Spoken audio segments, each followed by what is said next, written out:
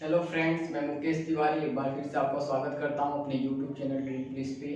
और मैं आज आप लोगों के लिए ज्योग्राफी में नेक्स्ट वीडियो जो लेकर आया हूं वो बहुत ही इंपॉर्टेंट चैप्टर वायुमंडल का है। ठीक है, क्योंकि हमें पता है मानव जीवन के लिए बहुत सी चीज़ें उपयुक्त होती हैं। जलमंडल है, वायुमंडल है और आपका स्थल मंडल है जिसपे हम लोग रहते हैं। ठीक है, तो हम एक एक करके इन चीजों को पढ़ रहे हैं। तो आज इसी क्रम में मैं आपको वायुमंडल पढ़ाऊंगा। क्यों? क्योंकि इससे क्वेश्चन बहुत आते हैं एग्जाम में। इससे बहुत सारे क्वेश्चन एग्जाम में आते हैं, इसलिए बहुत ही इंपॉर्टेंट चैप्टर है और हर एग्जाम में पूछते हैं। इसलिए विशेषता इससे रिलेटेड क्वेश्चन हर एग्जाम में पूछना ही पूछना है। इसलिए मैं आप लोग को आज आपको वायुमंडल पढ़ाऊंगा। ठीक है, तो सबसे पहले अगर आप लोगों ने मेरा ये चैनल पहली बार देख रहे हैं, सब्सक्राइब नहीं किया है, तो आप इसे पहले सब्सक्राइब कीजिए, बेल आइकन दबाइए, फिर अपने दोस्तों को शेयर कीजिए, लाइक कीजिए, ताकि हमारे वीडियोस आपको सबसे पहले मिल सके और आप आसानी से घर बैठे इस समय जो स्थिति है उसके अकॉर्डिंग आप घर पे बैठे ही पढ़ाई कर सकते हैं। तो घर पे बैठे आसानी से अपने आने वाले एग्जाम की तैयारी भी एक ठोस दिशा में ले जाएं। ठीक है, तो मैं आपको इस वीडियो में, आप लास्ट तक देखिए इस वीडियो को, मैं आपको इस वीडियो में बहुत ही अच्छी चीजें आज बताऊंगा। अब वायुमंडल से रिलेटिव आपका कोई क्वेश्चन नहीं छूटेगा, ये मेरी गारंटी है। इसके लिए आपको ये वीडियो देखना है। आप ध्यानपूर्वक इस वीडियो को पूरा देखिए, फिर लास्ट में आप लाइक कीजिएगा। ठीक है, आप खुद ही समझ जाएंगे मैंने क्या आपको बोला था और क्या आपको देखने को मिला।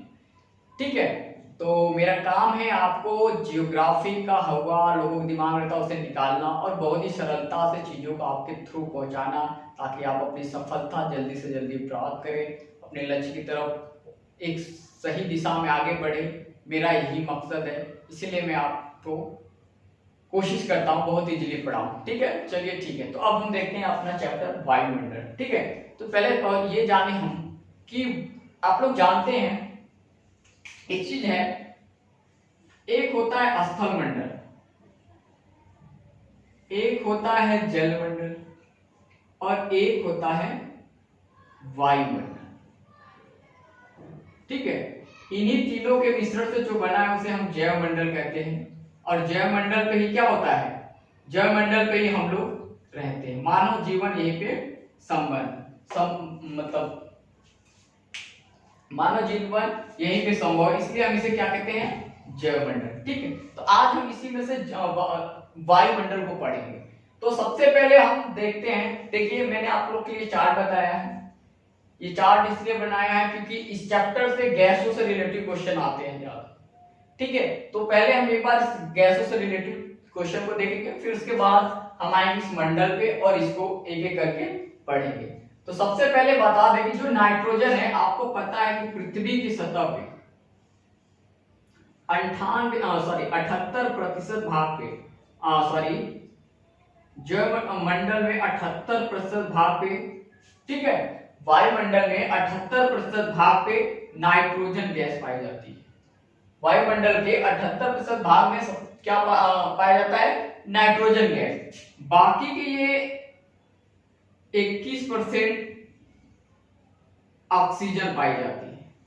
बाकी का 21% भाग पे ऑक्सीजन पाई जाती है और ये बाकी के बचे 1% भाग पे और ढेर सारी गैसें जैसे carbon dioxide, argon, helium, neon ये पाई जाती है। तो आपका एक क्वेश्चन, तो यहां से एक दो क्वेश्चन ऐसे ही बन जाएंगे कि पृथ्वी वायुमंडल में सबसे ज्यादा कौन सी गैस पाई जाती है, तो वो है नाइट्रोजन गैस। दूसरी बात, यहां से एक चीज और देखेंगे हम, कार्बन डाइऑक्साइड को देखेंगे। कार्बन डाइऑक्साइड सबसे भारी गैस मानी जाती है। क्वेश्चन पूछता है कि वायुमंडल में पाई जाने वाली सबसे भारी गैस कौन सी है, तो वो है कार्बन डाइऑक्साइड। ये चीज आप लोग याद कर लीजिएगा। ठीक है, अगर मात्रा पूछता है, कार्बन डाइऑक्साइड है। ठीक है, जब कार्बन डाइऑक्साइड है, जगह थोड़ी दिक्कत हो गई है,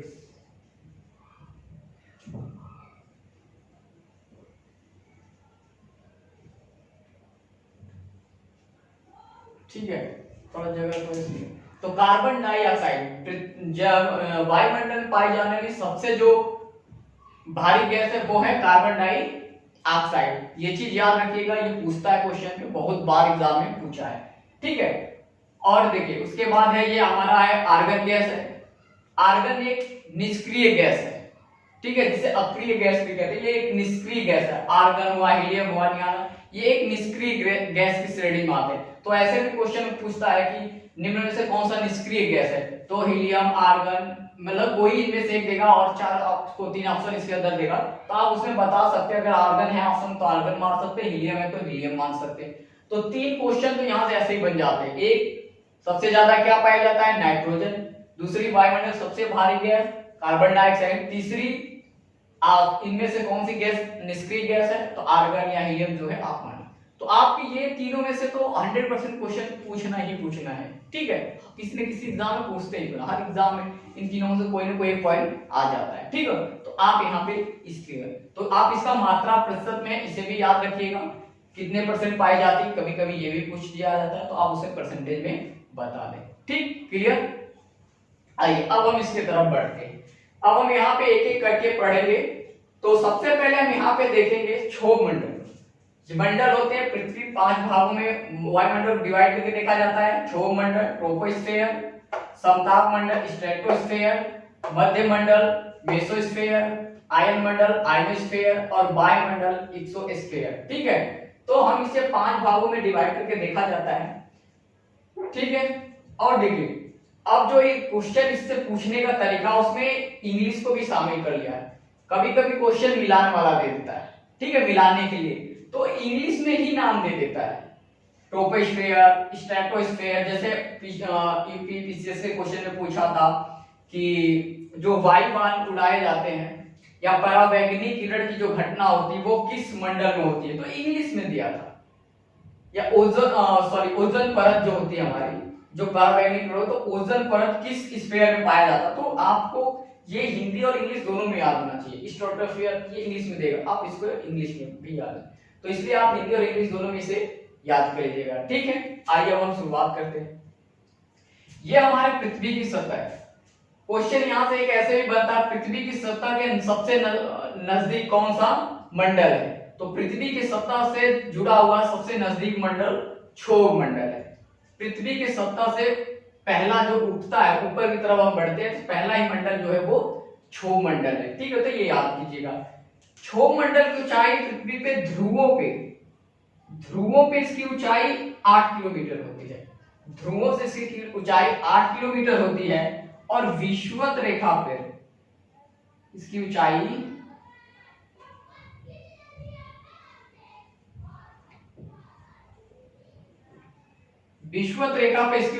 18 किलोमीटर होती है।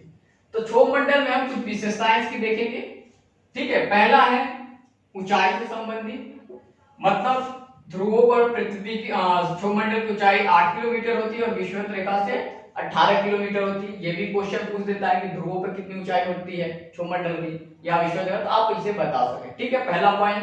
दूसरा पॉइंट हम अब इसमें देखेंगे। दूसरा पॉइंट ये देखेंगे कि जो मौसम संबंधी जितनी भी घटनाएं होती है वो क्षोभ मंडल में ही होती है। बारिश का आना, मेघ बनना, गर्जना, जो भी होती है, हवा, तूफान, आंधी, ये सब कहाँ होते हैं, क्षोभ मंडल में। तो ये क्वेश्चन करता है कि मौसम संबंधित घटनाएं किस मंडल में होती हैं, तो आप उसे बता देंगे क्षोभ मंडल में, ठीक है। दूसरा पॉइंट इसकी ये विशेषता है। इंग्लिश में पूछेगा तो इंग्लिश में बताइएगा, इंग्लिश में ऑप्शन दिया होगा तो। तीसरी चीज कि तापमान, तीसरी चीज आता है आपका तापमान। तो तापमान में क्या है कि क्षोभ मंडल में प्रत्येक 165 मीटर की ऊंचाई पर जब ऊपर बढ़ने पे तापमान में 1 सेंटीग्रेड की कमी होती है। जब हम क्षोभ मंडल में ऊपर की तरफ बढ़ते हैं तो 165 मीटर की ऊंचाई पे 1 सेंटीग्रेड तापमान में कमी होती है, ठीक है। और अगर ये औसत 1 किलोमीटर पर देखा जाए, प्रत्येक 1 किलोमीटर पे, तो ये 6.5 सेंटीग्रेड की कमी होती है। अगर हमें क्वेश्चन में देता है कि कितने मीटर में देता है कि कितने मीटर पे 1 सेंटीग्रेड तापमान गिरता है, तो वो है 165 मीटर। या आपको देता है 165 मीटर पे क्षोभ मंडल में तापमान में कितने % की कितना गिरावट आती है, तो 1 सेंटीग्रेड, ठीक है।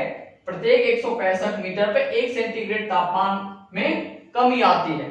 और अगर उसको औसतन किलोमीटर देखें तो प्रत्येक 1 किलोमीटर पे 6.5 सेंटीग्रेड तापमान गिरता है, मतलब 1 किलोमीटर दूरी तय करने पे 6.5 किलोमीटर सेंटीग्रेड 6.5 सेंटीग्रेड तापमान घटता है।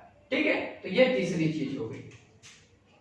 याद रखिएगा 165 मीटर पढ़ने पे 1 सेंटीग्रेड तापमान घटता है, प्रत्येक 165 पे, 165 फिर 165 फिर ऐसे करके। और अगर उसे टोटल करके 1 किलोमीटर पर ओवरऑल निकालें तो वो 6.5 सेंटीग्रेड घट जाएगा। दूसरी चीज, ये भी क्वेश्चन आता है, ठीक है, जो भी ज्यादा से ज्यादा क्वेश्चन इससे आता है। और ये हो गया।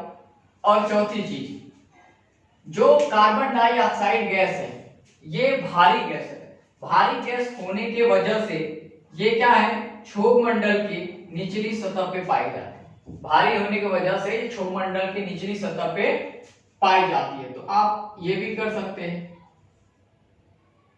सॉरी CO2, ठीक है। तो आप कह सकते हैं अगर ये क्वेश्चन है कार्बन डाइऑक्साइड गैस किस मंडल में पाई जाती है, तो आप वो भी कर सकते हैं कि क्षोभ मंडल में, भारी गैस होने की वजह से क्षोभ मंडल पाई जाती है। तो ये रहा क्षोभ मंडल से रिलेटेड कुछ क्वेश्चन। एक चीज और, आपको पता है कि जो ऑक्सीजन है ये मानव जीवन, जंतु जीवन के लिए श्वसन की एक स्रोत है, ठीक है, क्योंकि हमारा जो जीने का, सांस लेने का जो जरिया वो ऑक्सीजन ही है, जिससे हम जीवित है। तो ऑक्सीजन को ऐसे आप याद रखेंगे, ये तो सबको याद रहेगा, ऑक्सीजन हमारे जीवन।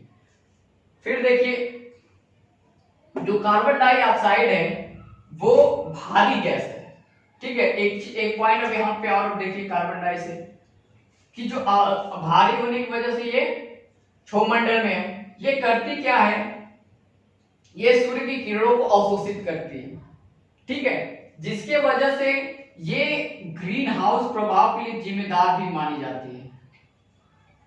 ग्रीन हाउस, आप लोगों ने सुना होगा ग्रीन हाउस प्रभाव, तो तापमान में बढ़ोतरी हो रही है, ग्रीन हाउस प्रभाव होता है।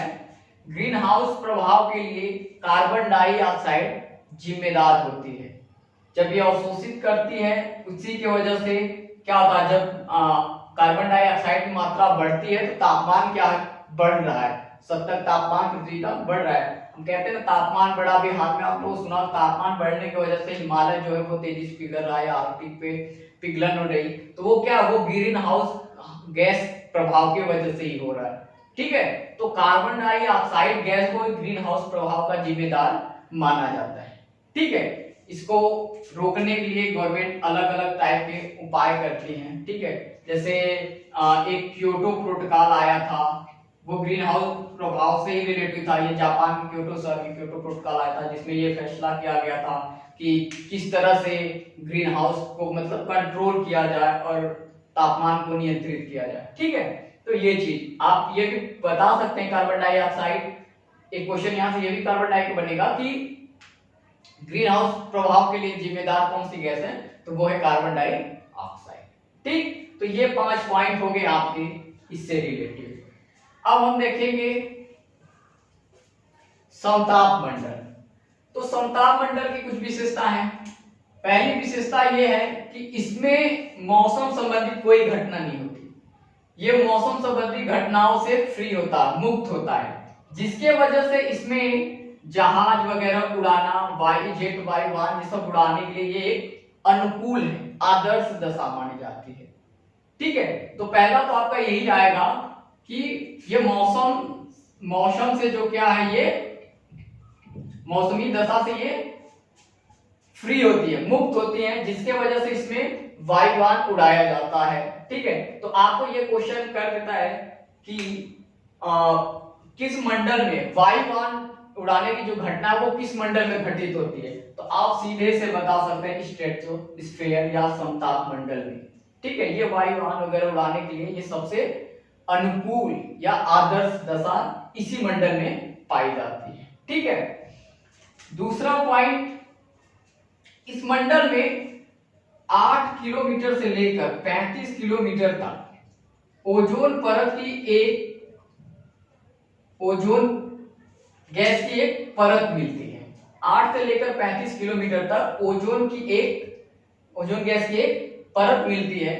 ओजोन जो गैस है वो हमारे पृथ्वी का सुरक्षा करती है परावैंगनिक किरणों से, अल्ट्रावायलेट किरणों से। क्या करती है, ये उनको अवशोषित करती है, एक प्रकार से इसे छानने का काम करती है। जैसे चाय हम छानते हैं तो क्या होता है, चाय छानते हैं और चाय पत्ती होती है छन्नी में रुक जाती है, बाकी जो हमारी जरूरत की पीने वाली चाय होती है वही आती है। तो उसी तरह इसका काम है, ये जो अल्ट्रावायलेट किरण आती है, परावैंगनी किरण आती है पृथ्वी की सतह पर, उसको ये क्या करती है, रोकती है, रोक करके उसे छानती है, ठीक है, जिसकी वजह से वो पृथ्वी तक नहीं आता, जिसके वजह से अगर वो पृथ्वी पर आएगा तो पृथ्वी का तापमान बढ़ जाएगा और उसके वजह से कैंसर, त्वचा कैंसर, ये सब रोग हो सकते हैं, ठीक है, उसके वजह से ये सब रोग हो सकते हैं। तो ये जो ओजोन परत है हमारी, ये उस गैस को क्या करती है, रोकती है। तो आप ये भी पूछ सकता है कि ओजोन गैस किस मंडल में पाई जाती है, तो आप बता सकते हैं समता मंडल में, जो कि अल्ट्रावायलेट किरणों को रोकती है और उससे पृथ्वी की सुरक्षा करती है, ठीक है। अब देखिए, बीच में आप लोगों ने ये हमने सुना है अक्सर न्यूज में, टीवी में देखते हैं कि ओजोन परत का क्षरण हो रहा है, मतलब उसमें छेद हो रहे हैं, उसकी परत पतली होती जा रही है। तो उसके वजह से क्या होगा, दिक्कत होगा, जब ओजोन परत में छिद्र होंगे तो उसमें से किरणें आएंगी, जानते ना, वो नुकसान करेगा। तो वो कैसे हो रहा है, तो जो घरों में रेफ्रिजरेटर, कंडीशनर मशीनें, ये सब यूज की जाती हैं, एयर कंडीशनर में, उसके वजह से कुछ गैसें निकलती, जैसे क्लोरोफ्लोरोकार्बन CFC, जिसे हम क्लोरोफ्लोरोकार्बन CFC कहते हैं। ये गैस इस ओजोन परत के क्षरण के लिए जिम्मेदार मानी जाती है, ठीक है। तो आप यहाँ पे एक पॉइंट और भी नोट कर सकते हैं, पहला तो ओजोन हो गया, ओजोन समताप मंडल में। तीसरा पॉइंट हो गया क्लोरोफ्लोरोकार्बन, जो क्लोरोफ्लोरोकार्बन है वो ओजोन परत के क्षरण के लिए जिम्मेदार होती है। और ओजोन परत के इसके लिए भी एक गवर्नमेंट ने मॉन्ट्रियल प्रोटोकॉल होता है, जिसके दौरान ये बात की गई थी कि ये ओजोन परत के क्षरण को कैसे रोका जाए। तो ये कुछ गवर्नमेंट उपाय करती हैं, ठीक है, इनका सम्मेलन होता है टाइम पे, ठीक है, मेजबानी होती है और उसमें ये क्लियर किया जाता है कि हमें क्या चीज कितनी मात्रा में कैसे यूज करें जिससे इसको हम सुरक्षित करें, ठीक है। तो ये क्लोरोफ्लोरोकार्बन की वजह से ओजोन परत का क्षरण होता है। कार्बन जो गैस है वो ओजोन परत के क्षरण के लिए जिम्मेदार है, ठीक है। तो आप ये पॉइंट भी 3 पॉइंट, तो इनसे ये 3 पॉइंट आएगा, मौसमी दशा से मुक्त होती है जिसकी वजह से इसमें जेट वायुयान चलाया जा सकता है, और इसमें ओजोन परत पाई जाती है जो 8 से लेकर 35 किलोमीटर की ऊंचाई में होती है, ठीक है, 8 से 35 किलोमीटर मोटाई तक होती है। और ये क्या, हाँ ठीक है, और आपका CFC जो है वो ओजोन परत के क्षरण के लिए क्या है, जिम्मेदार है। और ओजोन परत जो है वो हमारी सुरक्षा करती है अल्ट्रावायलेट परावैंगनी किरणों से, हमारी क्या करती है, रक्षा करती है, पृथ्वी की सुरक्षा करती है, ठीक है। तो ये चीज इससे ओजोन से हो गया, ठीक है। आइए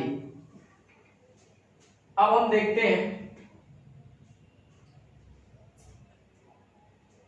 अब आ गया हमारा मध्य मंडल, बीच वाला। तो मध्य मंडल की मात्र एक विशेषता है, इसमें तापमान जो है वो -100 सेंटीग्रेड तक चला जाता है, घट के। इसमें तापमान अचानक से घटता है जो -100 सेंटीग्रेड तक चला जाता है। तो अगर क्वेश्चन करता है तो आपको ये पता बस यही करेगा कि किस मंडल में तापमान सबसे कम होता है, तो वो होता है आयन मंडल, सॉरी मध्य मंडल। मध्य मंडल में तापमान सबसे कम 100 सेंटीग्रेड होता है, ठीक है।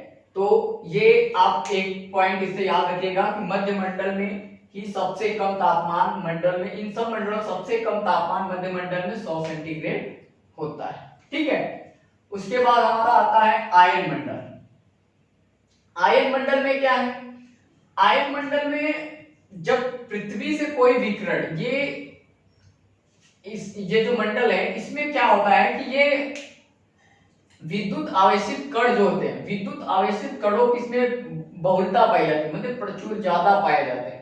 तो विद्युत आवेशित कण ज्यादा पाए जाते हैं, जिसके वजह से जब पृथ्वी से कोई रेडियो किरण छोड़ी जाती है तो वो इस मंडल से टकरा करके वापस पृथ्वी पे ही आ जाती है, ठीक है। तो ये क्या करते हैं, ये परावर्तित करते हैं किरणों को, जिसके लिए ये परावर्तन के लिए जाने जाते हैं कि जब पृथ्वी से कोई अल्ट्रावायलेट किरण कोई किरण छोड़ी जाती है, रेडियो किरण या तरंग छोड़ी जाती है, तो वो किस मंडल से टकराकर पुनः पृथ्वी पर आ जाती है? तो वो मंडल है आयन मंडल। ठीक है, और आयन मंडल देख लीजिए। अब एक चीज मैं आपको बता दूं कि 8 किलोमीटर तक होता है क्षोमंडल, उसके बाद 18 से 50 किलोमीटर तक, और ध्रुवों पर 8 से 50 किलोमीटर तक ये हमारा समताप मंडल होता है, और 50 से 80 किलोमीटर तक ये मध्य मंडल होता है। ठीक है, ये चीज भी आप ध्यान दीजिए, इससे भी क्वेश्चन बनता है कि क्षोमंडल का विस्तार कितना है, तो अगर ध्रुव पूछता है तो 8 किलोमीटर और विषुवत रेखा पे 18। उसके बाद पूछता है समताप मंडल कहां तक पाया जाता है, तो वो 50 किलोमीटर से, ठीक है, 50 किलोमीटर तक। ठीक, क्षोमंडल के बाद 50 किलोमीटर तक समताप मंडल, 50 से लेकर 80 किलोमीटर तक हमारा मध्य मंडल का विस्तार पाया जाता है, 80 से लेकर 640 तक आयन मंडल का विस्तार पाया जाता है, और 640 से तकरीबन 1000 किलोमीटर तक, 1000 किलोमीटर तक, ठीक है, वायुमंडल का विस्तार माना जाता है। वैसे तो ये कहा जाता है कि 10,000 किलोमीटर तक जाता है, उसके बाद ये क्या होता है, ब्रह्मांड में तब्दील हो जाता है, लेकिन मिनिमम इसे 1000 किलोमीटर माना जाता है इसका विस्तार। ठीक है, तो ये चीज भी आप याद कर लीजिएगा कि कौन सा मंडल कितने किलोमीटर पर पाया जाता है, इससे भी क्वेश्चन पूछ सकता है। ठीक है, तो आइए अब हम कहाँ थे, आयन मंडल में। तो आयन मंडल का सिर्फ एक विशेषता है कि जब पृथ्वी से कोई रेडियो तरंग छोड़ी जाती है तो वो वहां से टकरा करके वापस पृथ्वी के सतह पर आ जाती है, और इससे यही क्वेश्चन भी पूछेगा कि कौन सा मंडल से किरणें, जो रेडियो किरणें छोड़ी जाती है, किस मंडल से टकरा कर या परावर्तित होकर वापस पृथ्वी पे आ जाती है, तो वो है आयन मंडल। और आ गया हमारा वायुमंडल। वायुमंडल है में क्या है, कुछ हल्की गैसें पाई जाती है, जैसे हीलियम, हाइड्रोजन, कुछ गैसें इस मंडल में पाई जाती हैं। वायुमंडल में हीलियम, हाइड्रोजन, ये कुछ गैसें इस मंडल में हल्की गैसें हैं, निष्क्रिय गैस जिसे हम कहते हैं, अभी मैंने बताया था, कुछ निष्क्रिय गैसें ये वायुमंडल में पाई जाती हैं। और वायुमंडल की एक विशेषता और है, एक तो इसमें कुछ हीलियम, हाइड्रोजन, ये सब गैसें पाई जाती हैं। दूसरी इसकी विशेषता ये है कि इसमें जो हमारा अंतरिक्ष यान छोड़े जाते हैं, प्रक्षेपण यान किया जाता है, तो वो किस मंडल में होता है, तो वो घटना इसी मंडल में घटित होती है, वायुमंडल में। कोई भी यान प्रक्षेपण किया जाता है, उसे चेक किया जाता है जब भी, या तो वो जो यान होते हैं या प्रक्षेपण होते हैं, तो वो कहां पे होते हैं, वो वायुमंडल में होते हैं। इससे रिलेटेड ये क्वेश्चन पूछा भी था कि जो प्रक्षेपण यान की क्रिया होती है वो किस मंडल में होती है, ठीक है, तो वो होती है वायुमंडल, एक्सोस्फीयर मंडल में।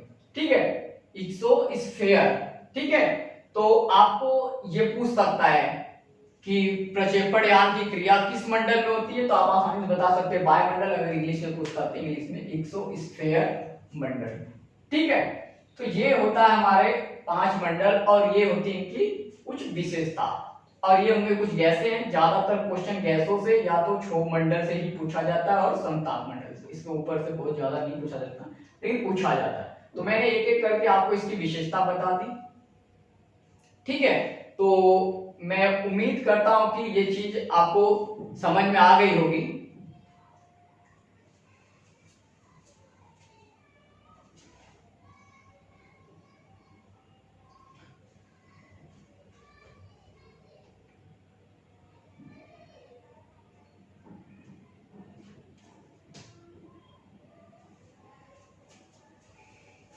ठीक है, तो आपको ये चीजें समझ में आई गई होंगी, मैं उम्मीद करता हूँ बहुत अच्छे से मैंने पूरा चीज कवर करने की कोशिश की और आपको समझ में भी आ गया होगा। तो आपका इससे कोई बाहर क्वेश्चन नहीं जाएगा, जो चीजें थी मैंने वो बता दिया है, और इससे बाहर क्वेश्चन नहीं जाएगा। आप इस गैसों के पाउडर को इसको याद कर लीजिएगा।